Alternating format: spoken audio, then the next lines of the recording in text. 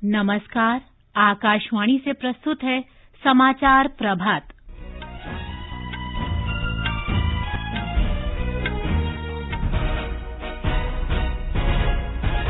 प्रधानमंत्री नरेंद्र मोदी ने युवाओं से राजनीति में निस्वार्थ और रचनात्मक योगदान देने का आग्रह किया।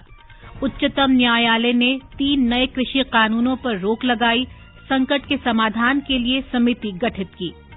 सरकार ने किसानों से प्रधानमंत्री फसल बीमा योजना का लाभ उठाने का आग्रह किया। फसल बीमा योजना ने 5 वर्ष पूरे किए।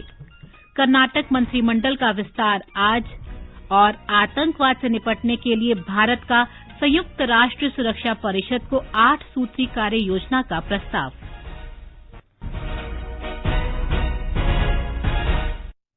समाचार प्रभात में नवीन सक्सेना के साथ मैं प्रियंका अरोड़ा। कोविड महामारी के खिलाफ देश एकजुट होकर लड़ रहा है। आप भी हमारे साथ सुरक्षा और बचाव के 3 आसान एहतियाती उपायों का संकल्प लें। मास्क पहनें, 2 गज दूरी है जरूरी, सुरक्षित दूरी बनाए रखें, हाथ और मुंह साफ रखें। और अब समाचार। प्रधानमंत्री नरेंद्र मोदी ने कहा है कि युवाओं को निस्वार्थ और रचनात्मक योगदान के लिए राजनीति में आना चाहिए। उन्होंने कहा कि हमारे युवाओं के कंधों पर देश के भविष्य के निर्माण का नेतृत्व करने की जिम्मेदारी है। कल दूसरे राष्ट्रीय युवा संसद महोत्सव के समापन समारोह में श्री मोदी ने कहा कि हमारी राजनीति को युवाओं की आवश्यकता है और राजनीति सार्थक बदलाव का रचनात्मक माध्यम है। जब तक देश का सामान्य युवा राजनीति में नहीं आएगा, वंशवाद का ये जहर इसी तरह हमारे लोकतंत्र को कमजोर करता रहे। इस देश के लोकतंत्र को बचाने के लिए आपका राजनीति में आना जरूरी है। और ये जो लगातार हमारे युवा विभाग के द्वारा मॉक संसद के कार्यक्रम चलाए जा रहे हैं, देश के विषयों पर युवा मित्र मिलकर के चर्चा करें, देश के युवाओं को भारत के सेंट्रल हॉल तक लाया जाए, इसके पीछे मकसद भी यही है कि देश की नई युवा पीढ़ी को हम तैयार करें। प्रधानमंत्री ने कहा कि हमारे नौजवानों के लिए ऐसा माहौल बनाया जा रहा है जिससे वे अपने सपनों के अनुसार अपनी प्रतिभा का विकास कर सकें। श्री मोदी ने कहा कि नई राष्ट्रीय शिक्षा नीति का मुख्य जोर युवाओं को बेहतर व्यक्ति बनाना और बेहतर राष्ट्र का निर्माण करना है। आज जो देश में नई नेशनल एजुकेशन पॉलिसी लागू की गई है, उसका भी बहुत बड़ा फोकस बेहतर इंडिविजुअल्स के निर्माण पर है। व्यक्ति निर्माण से राष्ट्र निर्माण। ये पॉलिसी युवाओं की इच्छा, युवाओं के कौशल, युवाओं की समझ, युवाओं के फैसले को सर्वोच्च प्राथमिकता देती है। अब चाहे जो सब्जेक्ट चुनिए, चाहे जो कॉम्बिनेशन चुनिए, चाहे जो स्ट्रीम चुनिए, एक कोर्स को ब्रेक देकर आप दूसरा कोर्स शुरू करना चाहें तो आप वो भी कर सकते हैं। अब ये नहीं होगा कि पहले वाले कोर्स के लिए आपने जो मेहनत की थी वो बेकार हो जाएगी। आपको उतनी पढ़ाई का भी सर्टिफिकेट मिल जाएगा जो आगे ले जाएगा। प्रधानमंत्री ने कहा कि सरकार ऐसा माहौल बनाने का प्रयास कर रही है जिसमें युवाओं को जीवन में अच्छे अवसर प्राप्त हों। आज देश में एक ऐसा इकोसिस्टम विकसित किया जा रहा है जिसकी तलाश में अक्सर हमारे युवा विदेशों का रुख करते हैं। वहां की आधुनिक शिक्षा, बेहतर एंटरप्राइज अपॉर्चुनिटीज, टैलेंट को पहचानने वाली, सम्मान देने की वाली व्यवस्था उन्हें स्वाभाविक रूप से आकर्षित करती। अब देश में ही ऐसी व्यवस्था हमारे युवा साथियों को मिले, इसके लिए हम प्रतिबद्ध भी हैं, हम प्रयासरत भी हैं। हमारा युवा खुलकर अपनी प्रतिभा, अपने सपनों के अनुसार खुद को विकसित कर सके, इसके लिए आज एक एनवायरमेंट तैयार किया जा रहा है। प्रधानमंत्री नरेंद्र मोदी ने दूसरे राष्ट्रीय युवा संसद महोत्सव के विजेताओं और अंतिम सूची के पैनल के सदस्यों की सराहना की है। उन्होंने कहा कि जब वो युवाओं के भाषण सुन रहे थे तो उनके मन में एक विचार आया और उन्होंने फैसला किया कि वो न केवल तीनों विजेताओं बल्कि अंतिम सूची के पैनल में शामिल लोगों के भाषण पर भी ट्वीट करेंगे। इसके बाद श्री मोदी ने अपने ट्विटर हैंडल से इन सभी भाषणों पर ट्वीट किया। प्रथम पुरस्कार विजेता उत्तर प्रदेश की मुदिता मिश्रा के भाषण पर ट्वीट करते हुए श्री मोदी ने कहा कि वोकल फॉर लोकल के बारे में अपने संबोधन में मुदिता ने बड़े प्रभावी तरीके से बताया कि भारत अब जागरूक हो गया है। उच्चतम न्यायालय ने तीनों नए कृषि कानूनों के अमल पर अगले आदेश तक रोक लगा दी है। न्यायालय ने किसान संगठनों और सरकार के बीच बने गतिरोध को समाप्त करने और बातचीत का रास्ता निकालने के लिए कृषि विशेषज्ञों की एक समिति का गठन भी किया है। शीर्ष न्यायालय ने कहा है कि वह समस्या का उचित समाधान निकालने का प्रयास कर रहा है और न्यायालय के पास कानूनों को निलंबित करने की शक्ति है। उच्चतम न्यायालय की ये पीठ संसद द्वारा पारित 3 नए कृषि कानूनों की संवैधानिक वैधता को चुनौती देने वाली याचिकाओं की सुनवाई कर रही थी। मुख्य न्यायाधीश ने कहा कि गठित की गई समिति कोई आदेश पारित नहीं करेगी और न ही किसी को दंड देगी, बल्कि वह अपनी रिपोर्ट न्यायालय को प्रस्तुत करेगी। उन्होंने कहा कि इस मामले में समिति न्यायिक प्रक्रिया का एक हिस्सा है। न्यायालय ने 26 जनवरी को गणतंत्र दिवस परेड के दौरान ट्रैक्टर रैली पर रोक लगाने संबंधी दिल्ली पुलिस की याचिका पर किसान संगठनों को नोटिस भी जारी किया। केंद्र सरकार ने किसानों से प्रधानमंत्री फसल बीमा योजना का फायदा उठाने की अपील की है। किसानों को आत्मनिर्भर बनाने की इस योजना ने कल 5 साल पूरे किए। कृषि मंत्रालय ने कहा है कि 13 जनवरी 2016 को योजना की शुरुआत से अब तक 90,000 करोड़ रुपए किसानों में बांटे जा चुके हैं। सरकार ने किसानों के लिए फसलों को होने वाले जोखिम से बचाने की दिशा में महत्वपूर्ण कदम उठाते हुए इस योजना को मंजूरी दी थी। फसल बीमा योजना के तहत किसानों की हिस्सेदारी से अधिक की प्रीमियम लागत केंद्र और राज्य सरकार वहन करती है। कृषि मंत्रालय ने कहा है कि इस योजना से पहले प्रति हेक्टेयर बीमा की औसत राशि 15,100 रुपए थी, जिसे प्रधानमंत्री फसल बीमा योजना के अंतर्गत बढ़ाकर 40,700 कर दिया गया है। एक रिपोर्ट। पिछले वर्ष फरवरी में प्रधानमंत्री फसल बीमा योजना में और सुधार किया गया और इस योजना को सभी किसानों के लिए स्वैच्छिक बना दिया गया। राज्यों के लिए बीमा राशि को तर्क संगत बनाने के लिए इस योजना को और सरल बनाया गया ताकि किसानों द्वारा पर्याप्त लाभ उठाया जा सके। इस योजना में साल भर में 5.5 करोड़ से ज्यादा किसानों के आवेदन प्राप्त होते हैं और अब तक 90,000 करोड़ रुपए के दावों का भुगतान किया जा चुका है। आधार सीडिंग ने भी किसानों के खातों में सीधे दावा निपटान में तेजी लाने में मदद की है। वहीं कोविड-19 लॉकडाउन के दौरान इस योजना से 70 लाख किसानों को लाभ हुआ और 8,741 करोड़ रुपए से अधिक की राशि लाभार्थियों को हस्तांतरित की गई। केंद्र सरकार ने किसानों से आग्रह किया है कि वे संकट के समय सक्षम बनने के लिए इस योजना का लाभ उठाएं और एक आत्मनिर्भर किसान तैयार करने का समर्थन करें। मोहम्मद नसीम नकवी के साथ आनंद कुमार, आकाशवाणी समाचार, दिल्ली। सरकार ने कहा है कि मौजूदा खरीफ विपणन मौसम में 1,02,000 करोड़ रुपए से अधिक के न्यूनतम समर्थन मूल्य पर खरीद से अब तक 72,46,000 किसानों को फायदा हुआ है। कृषि मंत्रालय ने कहा है कि पंजाब, हरियाणा, उत्तर प्रदेश, पश्चिम बंगाल सहित 20 राज्यों में धान की खरीद सुचारू रूप से चल रही है। अब तक 541 लाख मीट्रिक टन धान की खरीद की जा चुकी है। धान की कुल खरीद में पंजाब ने 202.77 लाख मीट्रिक टन धान खरीद का योगदान किया है। स्वास्थ्य मंत्रालय ने कहा है कि केंद्र सरकार शनिवार से विश्व का सबसे बड़ा कोविड टीकाकरण अभियान शुरू करने के लिए राज्यों और केंद्र शासित प्रदेशों के साथ लगातार संपर्क बनाए हुए है। स्वास्थ्य सचिव राजेश भूषण ने कहा कि राज्यों से अपेक्षा की जाती है कि वो वैक्सीन के परिवहन के लिए तैयार रखें और शीर्ष स्तर पर पूरी प्रक्रिया और निरंतर निगरानी और व्यक्तिगत भागीदारी का अभ्यास करें। स्वास्थ्य सचिव ने कहा कि टीकाकरण के दौरान स्वास्थ्य देखभाल कर्मी पहली प्राथमिकता होंगे। इसके बाद अग्रिम पंक्ति के कार्यकर्ता और प्राथमिकता आयु वर्ग वाले लोग होंगे। स्वास्थ्य देखभाल कर्मियों और अग्रिम पंक्ति कर्मियों के लिए टीकाकरण की लागत केंद्र सरकार वहन करेगी। श्री भूषण ने कहा कि कोविड के 2 टीकों को आपात स्थिति में उपयोग का अधिकार दिया गया है।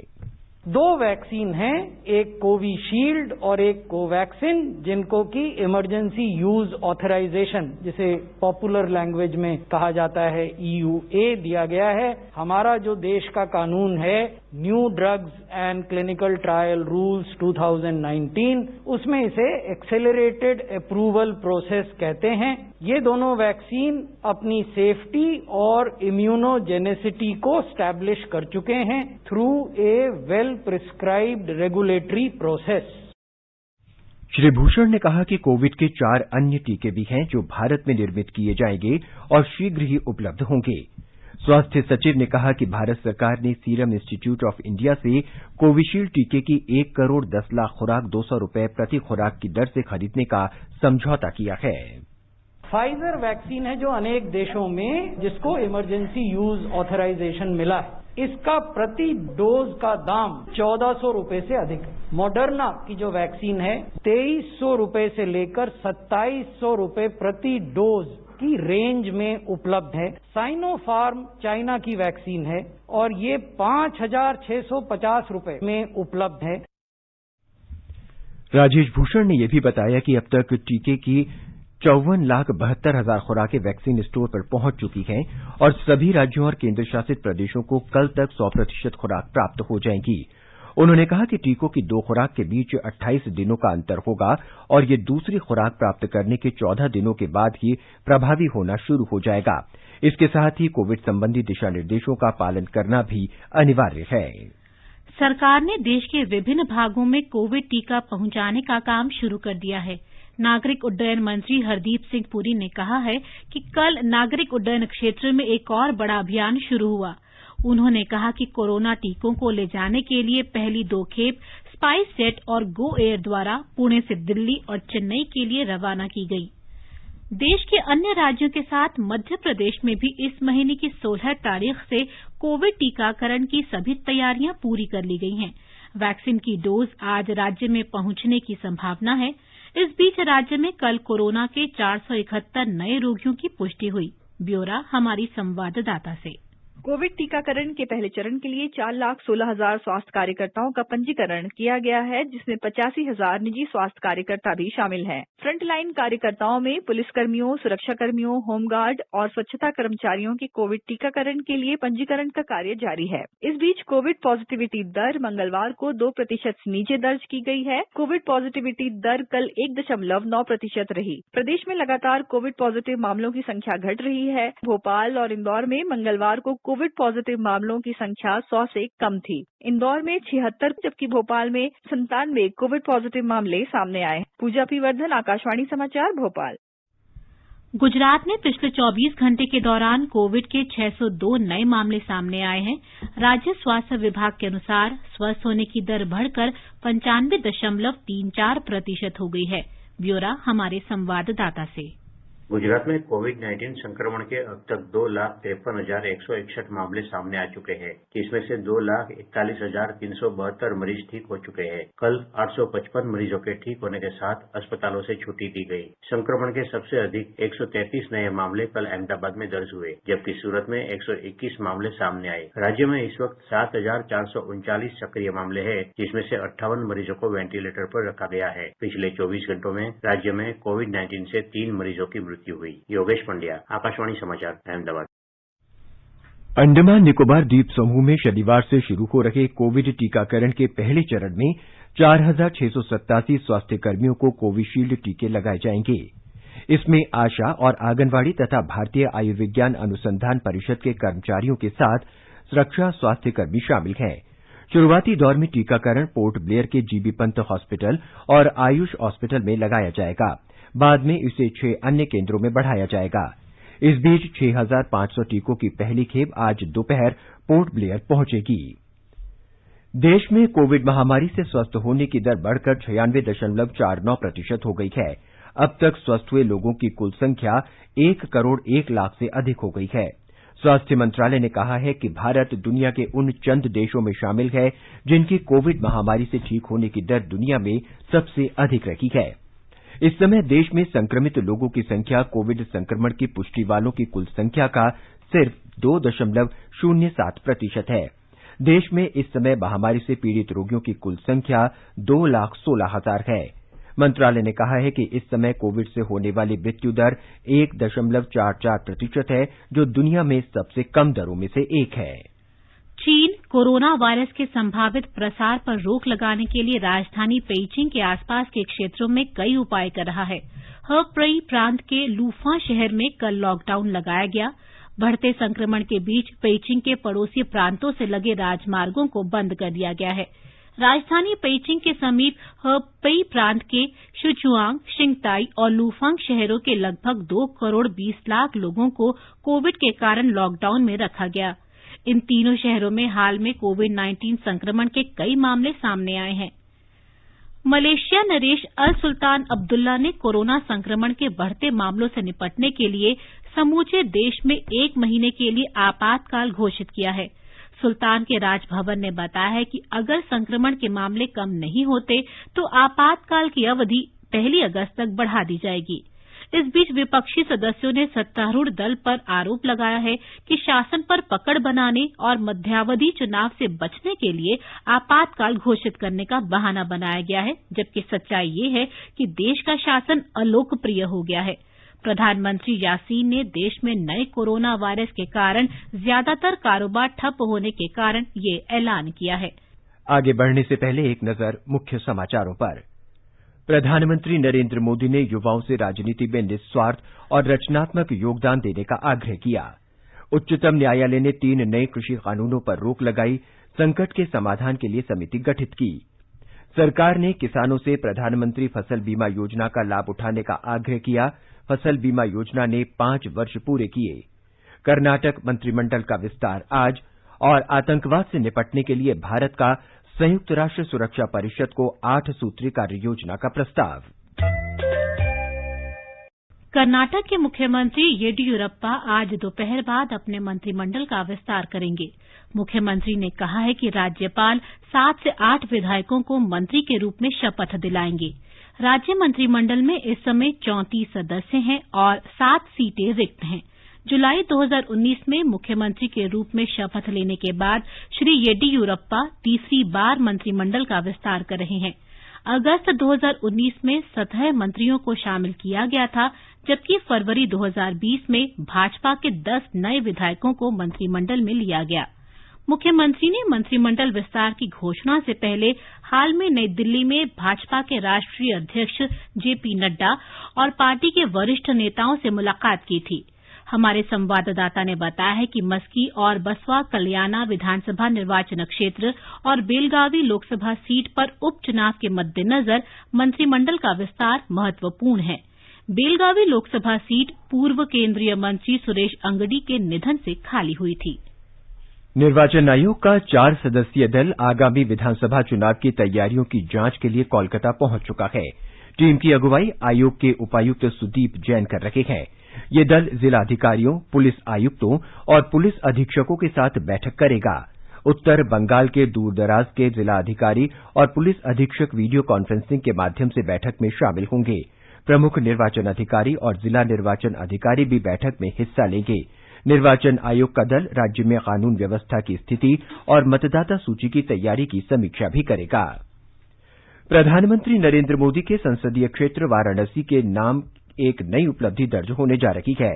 जापान की रिटेलर कंपनी यूनिक्लो काशी के प्रसिद्ध कपड़ों के कच्चे माल को भारी मात्रा में खरीदने की योजना बना रही है।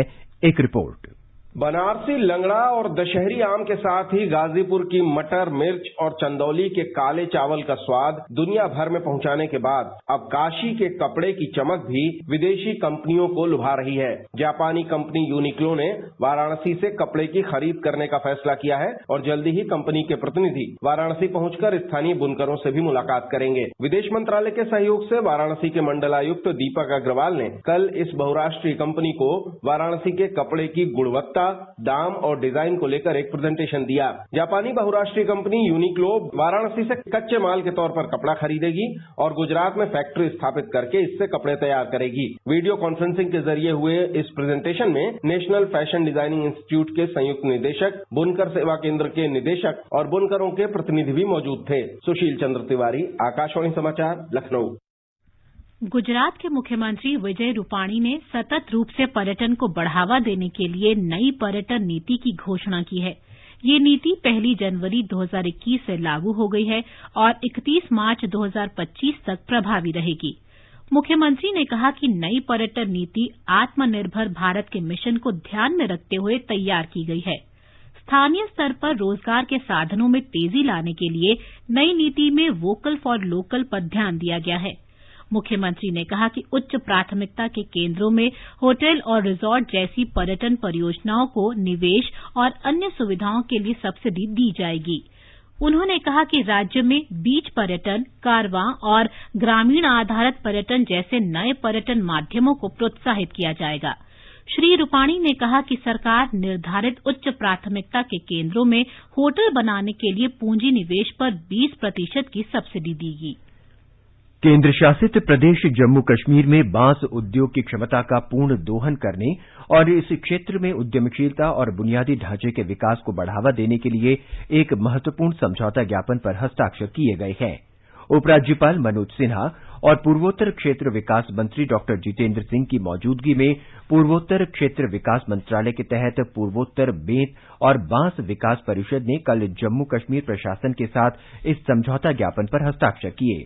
इस अवसर पर उपराज्यपाल ने कहा कि बांस की व्यावसायिक किस्मों की खेती के लिए प्रशासन जम्मू कश्मीर बांस मिशन की स्थापना की संभावनाओं का पता लगाएगा। इससे बड़ी संख्या में किसानों को फायदा होगा। प्रमुख रक्षा अध्यक्ष जनरल बिपिन रावत ने कल जम्मू के राजभवन में जम्मू कश्मीर के उपराज्यपाल मनोज सिन्हा से मुलाकात की।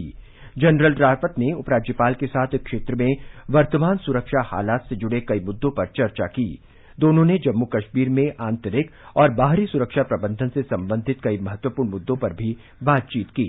उत्तरी कमांड के general commanding in chief lieutenant general Y K Joshi भी बैठक में मौजूद थे। नई विदेश व्यापार नीति 2021-26 के बारे में कल नई दिल्ली में वाणिज्य और उद्योग मंत्रालय की संसदीय सलाहकार समिति की बैठक में विचार किया गया। बैठक की अध्यक्षता वाणिज्य और उद्योग राज्य मंत्री हरदीप सिंह पुरी ने की। बैठक के दौरान बताया गया कि नई विदेश व्यापार नीति 1 अप्रैल 2021 से 5 वर्ष के लिए लागू होगी।